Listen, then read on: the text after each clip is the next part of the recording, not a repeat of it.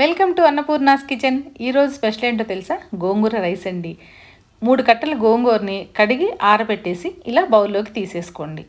ఒక ప్యాన్లోకి అర స్పూన్ ఆవాలు, అర స్పూన్ మెంతులు వేసేసి, ఇంకా 1 స్పూన్ ధనియాలు, అర స్పూన్ జీలకర్ర, 7-8 ఎండుమిర్చి కూడా వేసి డ్రైగానే రోస్ట్ చేసుకోవాలి. ఇవి రోస్ట్ అయ్యాక మిక్సీ జార్లోకి వేసేసుకోవాలి. మిక్సీ జార్లోనే చల్లారనిచ్చేసేయండి.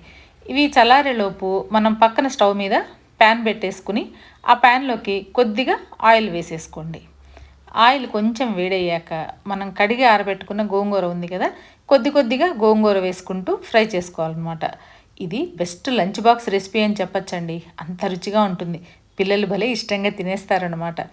ఇందులోకి అర స్పూన్ పసుపు కూడా వేసేసి పసుపుని గోంగూరని చక్కగా మగ్గనిచ్చేసేయండి. ఇది మగ్గేటప్పుడు కొద్దిగా చింతపండు కూడా వేసామనుకోండి, రైసు మంచి టేస్ట్ వస్తుందన్నమాట. గోంగూరలో ఏమైనా కొద్దిగా పులుపు తక్కువ ఉంటే ఈ చింతపండు బ్యాలెన్స్ చేసేస్తుంది అనమాట.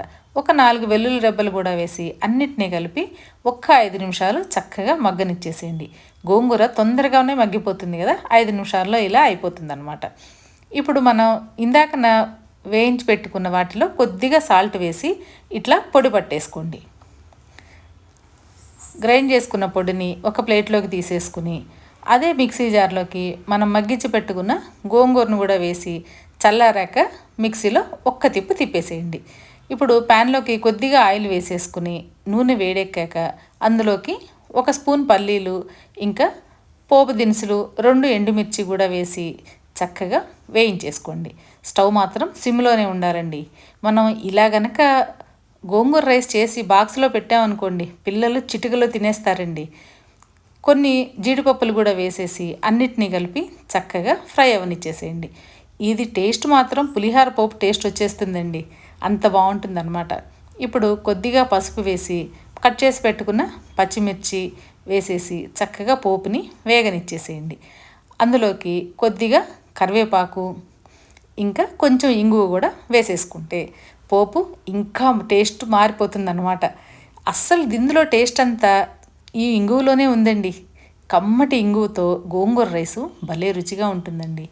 పోపు అంతా వేగాక మనం గ్రైండ్ చేసి పెట్టుకున్న గోంగూర పేస్ట్ ఉంది కదా, దాన్ని వేసేసి చక్కగా పోపుతో పాటు గోంగూర పేస్ట్ను కూడా ఫ్రై చేసేసేయండి.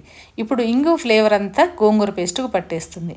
మనకి కొద్దిగా ఆయిల్ పైకి తేలుతోంది అనిపించినప్పుడు మనం విడిగా అన్నం పొడిగా వండి పెట్టుకోవాలి.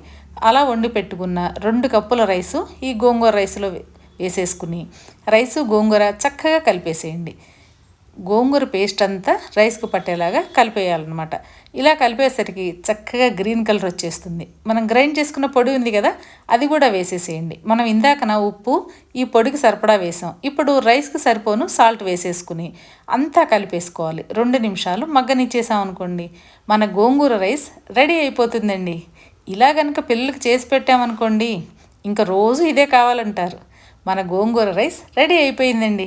చక్కగా పక్కన సన్నగా తరిగిన ఉల్లిపాయలు, మనం వేయించి పెట్టుకున్న పచ్చిమిర్చి, ఎండుమిర్చి మధ్యలో కొరుకు తింటుంటే భలే ఉంటుందండి.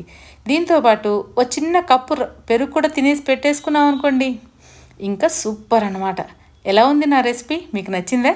నచ్చితే తప్పకుండా లైక్ చేయండి. మీ ఫ్రెండ్స్ అండ్ ఫ్యామిలీకి షేర్ చేసేసేయండి.